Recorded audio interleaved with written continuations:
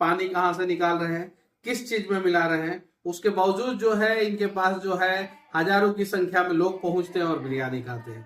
इसीलिए आप कभी भी फुटपाथ से या किसी होटल से अगर बिरयानी ऑर्डर कर रहे हैं या खाने का सामान ऑर्डर कर रहे हैं तो आप वेरीफाइड अच्छे जगह से ही जो है इन सब चीजों का ऑर्डर करें, वरना गटर का पानी आपके बिरयानी में मिला के जो है आपको जो है खिलाया जा सकता है।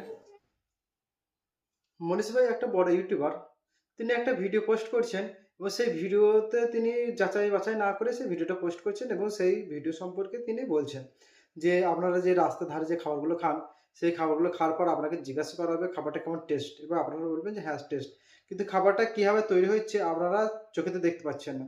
আপনারা দেখুন, এই বিরিয়ানি রান্না করছে, এই বিরিয়ানিটা কী করছে, ড্রেন থেকে পানি তুলে বিরিয়ানিতে দিচ্ছে।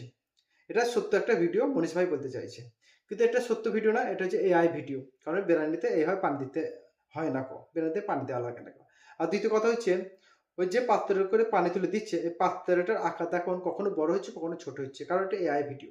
তাই মনীষ ভাইকে বলবো, আপনি একটা এত বড় ইউটিউবার হয়ে আপনি এই যে গরিব মানুষরা ফুটপাতের রাস্তায় খাবার বিক্রি করে তাদের পেটে পেটে আপনি লাথি মারছেন। কারণ আপনার এই ভিডিওটা দেখে অনেকজনই বিশ্বাস করবে, যেহেতু আপনি যাচাই বাছাই করেননি। সেইভাবে অনেক দর্শক আছে, তারা আপনার ভিডিওটা যাচাই বাছাই করবে না, মনে করি সত্য, এবং আপনার ভিডিও দেখে ভাববে হয়তো যারা ফুটপাতে খাবার বিক্রি করে তারা যে পানিটা ব্যবহার করে সেটা হচ্ছে ড্রেনের পানি ব্যবহার করে।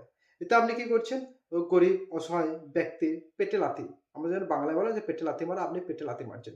সেই জন্য কোনো ভিডিও করার আগে আগে সেই ভিডিওটা আপনি যাচাই বাছাই করুন, যে তারপরে সেই ভিডিও ব্যাপারে আপনি ব্যাখ্যা করবেন। এটাই আপনাকে অনুরোধ।